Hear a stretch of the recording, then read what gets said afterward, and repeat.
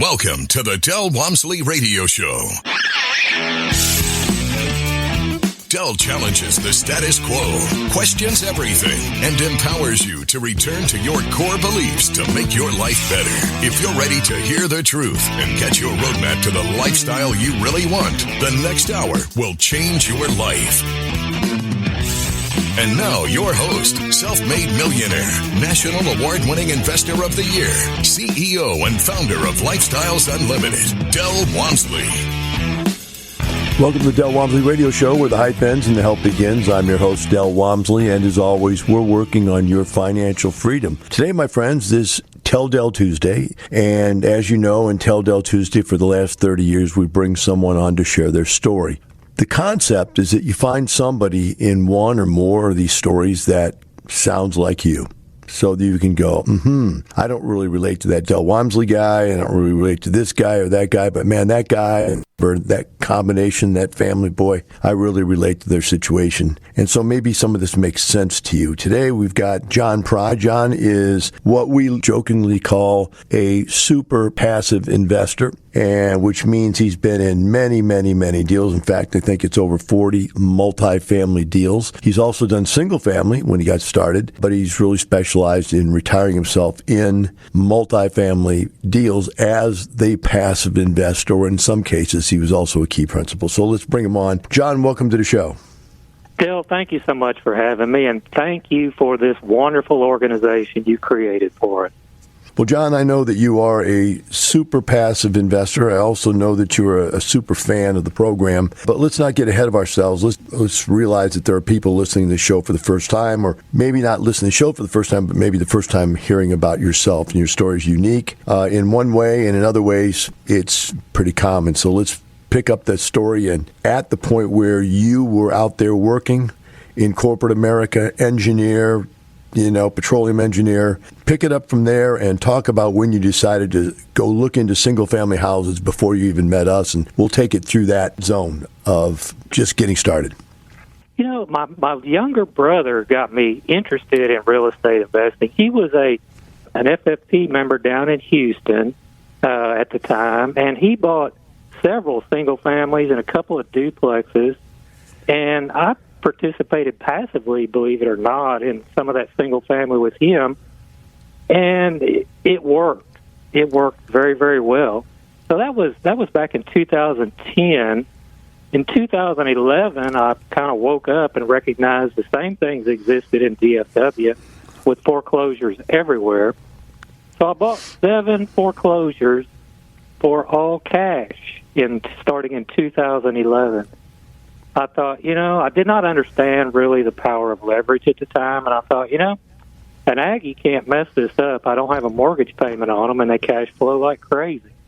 So I thought it was a real safe thing to do. Rocked on a little bit, a few more years till 2014, and I thought, this is working great, but the organization that taught my younger brother how to do this so successfully can probably teach me a lot of things as well. So 2014, I went to the free introductory workshop. In fact, I went to it twice. And then I joined up. And the huge epiphany to me was that people like me could invest in multifamily properties and not have to do any work at all. So think back to that time. I was a practicing engineer, working my tail off, had a lot more money than I had time. So passive investing in multifamily was tailor-made for John Pry. So I got started doing that. I was terrified like anybody would be early on. And I saw how well it started working, and I put more and more assets, redeployed them out of the stock market into passive multifamily deals as my education and confidence grew. And much to my surprise, 2.5 years later, it worked out that I had replaced my W-2 income. Now, I got to say this, Del. Lifestyles teaches retiring 5 years or less, right? We all hear that. But until it happened to me 2.5 years after I joined, that part of it was still unbelievable to me. Mentally, I was prepared to retire at 67, a full Social Security retirement age. And, of course, I learned from Lifestyles that retirement has nothing to do with age. It has everything to do with passive income and cash flow. Dell, I've been retired for 3.5 years now on passive income from real estate. And our net worth and our income continue to grow, even though I'm not punching a clock and getting a W-2 paycheck anymore. It's the most amazing thing ever.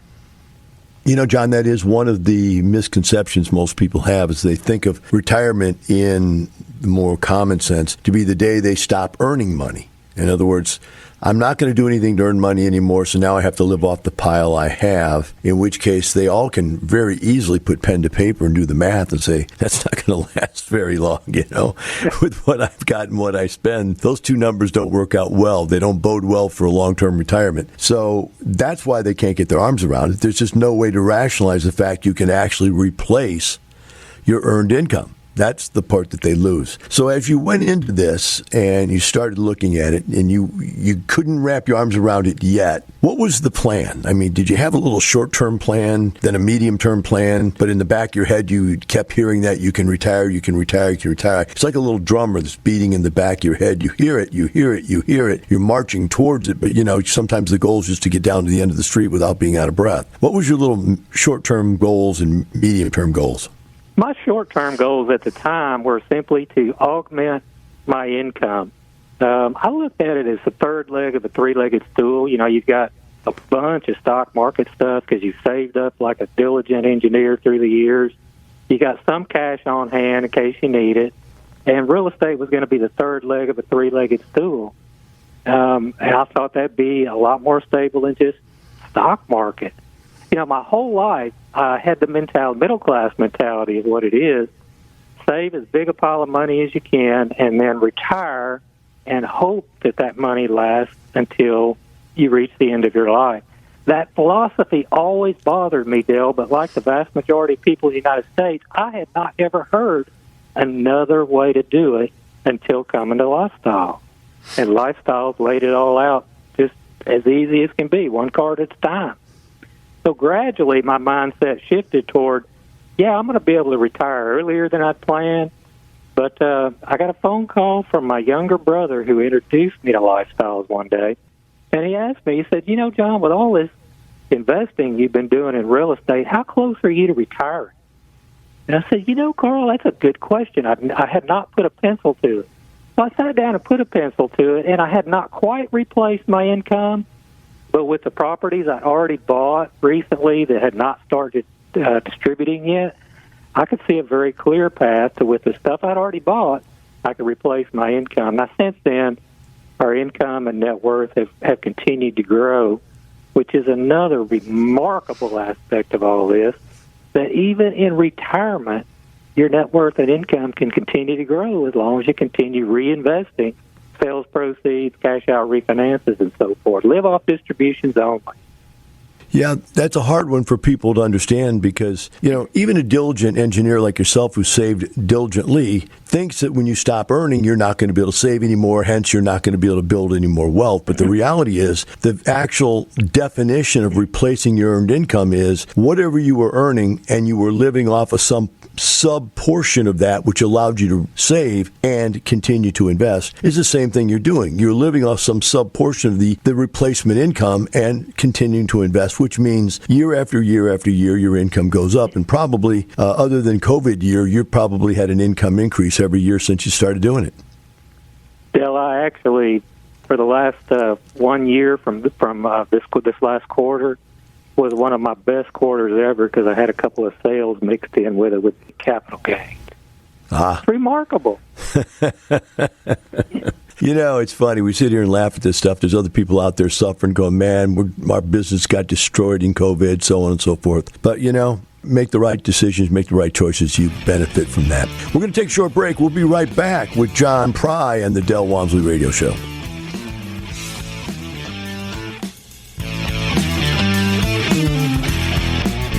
Welcome back. Now here's some more unconventional wisdom to set you free from the man on a mission to retire America, one person at a time, Del Walmsley.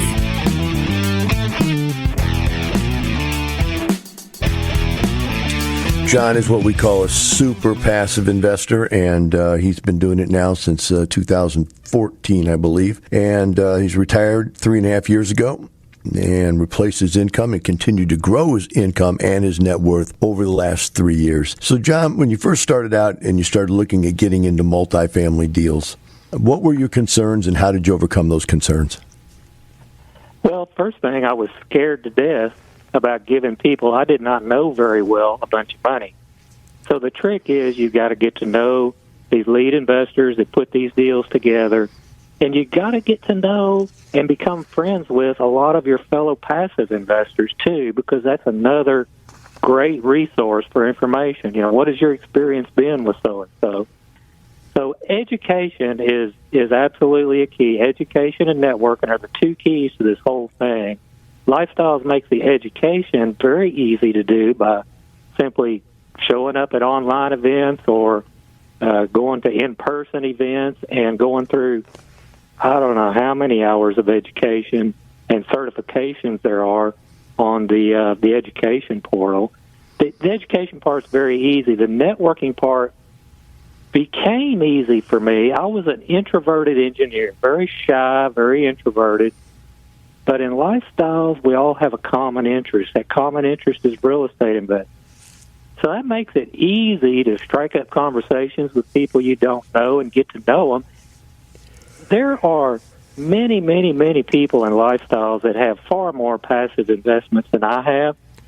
But we all share our experiences, we share our knowledge, we share our information on different people, and that's another really powerful part of lifestyles, is all friendships that you form. Education and networking are the two big keys. Everything else falls out of that. Yeah, there's no doubt that the combinations of people that you meet work their way into your life because of the like kind thought processes and so forth. When you were looking at your first deals, did you think that it was more important to pick the right lead investor or to pick the right deal? You know, the kind of Absolutely. deal comparative to the investor. Yeah, I do. I always have had a requirement that every deal I have has to have some kind of value component to it. I think that lends a measure of safety to any deal. Early on, I only invested with very experienced lead investors with a very good track record, laid out for all to see, and have been successful in multiple deals. And that philosophy served me very well early on. One of my greatest percentage returns was on my very first deal, after it went through a few years of ownership and a refi and a sale. So early on, very experienced leads only. Then, as my confidence grew because of my education and experience, then I started investing with less and less experienced leads. And, you know, overall, I've invested with a broad range of first-time leads and very experienced leads, and both have been really good. It all gets back to getting to know them, knowing what kind of deal that you're interested in, and then networking your tail off. And Lifestyles makes that very easy to do. Well, the process has been really improved over the last 10 years, there's no doubt, to where it's really easy now compared to what it was before. It was not hard before, but it's really simple now. So it's something that even shy people like yourself have access to the networking possibility online even, especially if the COVID has made it to where we've, made it even easier to meet people online and so forth. So those all work through. You have picked a pace. And I'm asking these questions because you've done this, and other people, this is what's going through in their mind. When you first started, how did you pick the pace? I've heard some people say I had to get all the money I could get into it right away because I just needed to get out of my job, blah, blah. Other people go, I wanted to stick my toe in the water and try a little bit and not take any major risks. How did you feel about pace of getting your money into these kinds of deals? From day zero, I was very sure that I wanted to understand exactly what I was investing in. And so that took some time on my part. My first 6 months of membership, I probably only invested in 3 or 4 deals because I was not confident in my own ability to judge all this. Now that pace is controlled by, I'm out of capital, here comes a deal by someone that I really like that I don't have capital for, and I hate to see it go, but I'm very disciplined about maintaining my sleep well at night money. So now it's all dependent on cash-out refinances and sales proceeds. The big trick for me is always continuously reinvest cash-out refis and sales proceeds. Always be like a farmer. Never eat your seed corn. And that has been the key to our net worth and income continuing to grow over the last 3.5 years when we've been retired. Get it to where you live off distributions only. And that sounds like a tall mountain to climb, and it is, but it's a very doable mountain to climb. If an Aggie can do it, anybody can do it, Dale. Oh, that joke is lost on me. I just don't even know the difference between an Aggie or anybody else, for that matter. I guess it's an agricultural engineer, which means you're farmers, but whatever. The bottom line is that when you're doing these turnovers, let's talk about this. I only got a minute left in this segment. Do you have any idea off the top of your head, and you don't have to be exact, no one's going to hold you to the fact police here, but how many deals have refinanced for you over the years you've been here, and how many have sold? There's 3 or 4 cash-out refinances every year among roughly 30 properties. This year is also very typical. 4 of them are on the market right now. So that's, that pace accelerates through time, right? It takes time to get to a sales or a cash-out refinance position. But last few years, there's been 3 to 5 sales per year and 3 to 5 cash-out refinances per year as well. So that means new deals every year, too. Okay, so at one time you had as many as 40 multifamily deals. You've sold those down. You're down to 32. But the money that came out of those deals went back into another deal, I assume. Exactly. That's what I'm doing now. That many deals is a lot to keep up with. So I'm kind of changing toward having a little bit fewer number of deals, but putting more money into each one. Yeah, that's the way it gets, John, for all of us. I mean, we start to consolidate. Instead of having 100 houses, I had one apartment complex. It makes it easier that way. So you start to look at the amount of time versus the amount of income, and how can I get more money per moment of my time. And I called it the dollar-hour measurement one time. I did a whole seminar on that. Whereas, what was I getting paid when I worked at a job? What was I getting paid when I was buying houses? What was I getting paid when I was buying apartments? But I didn't look at it as just how much money it was. It was how much per hour spent to do that, which I was doing. All right, we're going to take a short break. Be right back with John Prine, the Del Walmsley Radio Show.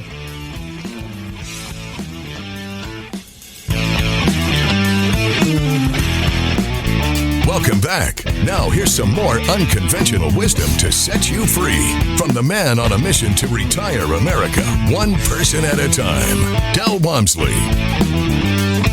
Welcome back to the Del Walmsley Radio Show. With me here today is John Pry out of Dallas, Texas. John is what we call super passive. He currently has over 30 multifamily apartment complex deals that he's invested in, and he's been doing this now since 2014, and working his way through these deals. He buys them, and when they mature, they sell them or they refinance them. They take that cash, they gain out, and put it into another deal and move on so they can continue to grow their wealth. And John has brought his wealth up quite a bit, which we'll cover a little later in one of his next segments. Well, we've got you here, John, on this segment. Let's talk about, you were saying it was getting complicated to manage all these different properties. I just paid someone to develop a new software program called Podium, and we just did a new upgrade on it that allows passives to be able to track all of their investments in one software module, to where they can get all the different lead stuff all put together, where they get it all together, keep it all together, track all their deals together, even deals that are not lifestyle deals you can put in there. Have you seen this yet, John?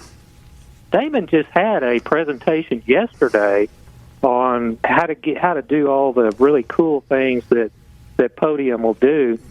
And there's other Podium type systems out there, but the really cool thing about Lifestyles Podium is, as you said, you can put all of your deals in there. You can see rates of return, gains, and all of that sort of thing, amount invested, all of that keeps up with all the documents as well in one place, rather than having to go to a dozen different portals to see deals from a bunch of different leads that you're invested with. So it's a great system. I think it's going to have broad application through Lifestyles, and the vast majority of my friends that I've talked about with it are pretty excited about it as well. Yeah, it's definitely an upgrade in the way we do things from the old spreadsheet manner of tracking this stuff. I was spending, not a lot, maybe an hour a month inputting all my gains and losses and so forth, whatever. I don't really have losses, but all my financial information into my spreadsheets to track my income. This is going to make it a lot easier for all those passive deals that we have. Just a lot easier. Absolutely. It's a great system, and if you haven't checked it out now, people need to check out Podium. So let's talk about diversification. I call diversification laughingly diversification, meaning that if you don't actually know what will work and what won't work, you're better off to put a little bit in a little bit of everything. Now, I call it diversification because if you actually knew which deal was going to be the absolute best, you'd want all your money in the absolute best deal. Unfortunately, when you buy properties with another leader in place, it's more difficult to know whether or not that particular person, the lead investor per se, the syndicator per se, if they're going to really shine. And or then you add to it the volatility of whatever that particular deal is, and then you add the volatility of whatever the particular market is. And so we want to hear from you, John, how you have formed your diversification between. You've already said you diversify by many different leads, so we'll pass that one up. We've already covered that one. Let's talk about locations. How diverse are you in locations of ownerships? Well, I'm scattered out all through Texas, both major markets and some secondary and some tertiary markets, so I'm diversified that way. The last couple of deals I've invested in have been out of the state of Texas. One of them in the Phoenix market, which is another great market, and one of them in a small market in Hattiesburg, Mississippi. But I know the lead very well. I know the people at the lead. This is a relatively new lead. I know the people this lead is using to guide and direct them. So that I'm really confident that's going to be a great deal in that small sub-market in Mississippi for us. So I'm starting to get diversified out of Texas, but Texas is so big, there's always something cool to do in Texas investment-wise. Okay, well, I've spread myself out over, I think, 13 different states now. The concept was I wanted to reach out and touch different people in different parts of the country, just, as a person who speaks on this topic, to have some sense of does it really work in other places, right? So I've spread myself out over many different areas, and I found that we're getting the same results everywhere, It's not really like there's a good city, a bad city. It's really whether or not you do the deal right is what I'm finding. How about yourself? Absolutely true. It's like you said for many years. It's all about the numbers. That's what it's all about. So you're spread out, and do you diversify the amounts you put into deals, or is that kind of hit or miss by what you had that week when the deal came up? It's hit or miss depending on what I've got on hand. If I've got a cash out refinance to reinvest, that's not going to be as much money as sales proceeds. So it just all depends on how much I've got on hand at the time. I got you. Or right, small deals. Sometimes you can't put in very much if it's just kind of a friends type deal, Yeah, and I've done a few of those just to get my foot in the door, to get a feel of that lead investor, to get a feel of that location, that city, that state, so forth. I've put just small amounts in. Hey, squeeze me in, man. Come on. This is Dell. Get me in the door. Put a little pressure on. They're fun. So, yeah, I've done that. So let's talk now about your growth pattern. I'm trying to think. I don't want to rehash the same stuff we've done. But you're now at a point where you're retired. Where does the mind go from here? And we haven't got to yet, what you're doing retired and how much fun you're having retired. But what does the mind think about at this point? If someone gets to this point where you are retired, it's over with, you're living the life. What does the mindset think about at this point? Is it, hey, let's just not lose this money. Let's make sure we're safe. Let's keep it invested. Give me your mindset that you have at this point in your investment world, career. My mindset is all about continuing to invest. Bill, I'm only 62 years old. My dad turns 92 this week. So I've got to keep doing this for a long time to come. So it's all about continuing to reinvest cash out refis and sales proceeds.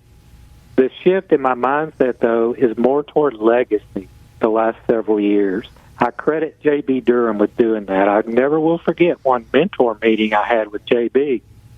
I showed him our net worth and schedule of real estate owned, and he studied that for several minutes. And then he pushed it back toward me across the table, and he said, John, that's fine. You and your wife are good. You got it made. Tell me about your family, and tell me what you're doing for legacy. And that simple statement was very impactful for me, Dale. 2 of our kids are PIG members now. They both have their own multifamily investment. My son just sold a single-family house that I was kind of his mentor very early on, and he had an incredible capital gain out of it, and he's now reinvested those proceeds into multifamily. One of my favorite leads just completed a purchase, and when I looked at Schedule A, the list of people that are invested, how much they invested, and their interest in that deal, I was on it, my daughter was on it, and one of our sons was on it, and a cousin of mine was on it, too. So it's all about legacy, Dale. I want people to experience the same things I'm experiencing. That's funny. I saw one of those Schedule A's when I was in a deal I was in, and it really messed with my mind because I saw there was 10 different people from the same family all in that deal. And it was like, my gosh, that's some legacy right there. You get that many people already doing that at that age. Mind-boggling. I want people to experience the same things I did. You know, my kids will have the advantage of youth that I did not have, right? There's no telling where they're going to be when they get to be my age. They'll be long since retired, I know that. Yeah, that's an interesting thing, John. They always talk about, you read all these articles about investing. What do they say? Why don't people retire? And one of them is always, they didn't start soon enough. Unfortunately, most people that come to lifestyles didn't start soon enough. That's why they come to lifestyles. But if you do get to start at something this powerful at an early age, 2.5 years after I started at 34 years of age, I retired. And what does that mean? That meant I had to find something to do for the next 30, 40 years of my life, which is why I took up teaching, because there's just nothing else to do. So legacy is a powerful thing for everybody, because now those people, if they retire young, are going to want to do something else like teach. We're going to take a short break, be right back with John Pry and the Del Walmsley Radio Show. Welcome back. Now here's some more unconventional wisdom to set you free from the man on a mission to retire America, one person at a time, Del Walmsley. Welcome back to the Del Walmsley Radio Show. With me here today on Tell Del Tuesday is John Pry out of Dallas, Texas. John, in this last segment, I want to shift gears here a little bit and talk about your give back. You've been very powerful in our group, as always, just helping people and sharing with them. Been involved with the ambassadors, and you've also been on stage as one of the super passives.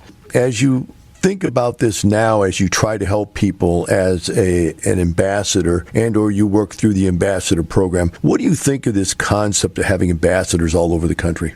It's absolutely fantastic, Dale. Every week there are people reaching out to me because I'm an ambassador and because I have a fair amount of experience within lifestyles.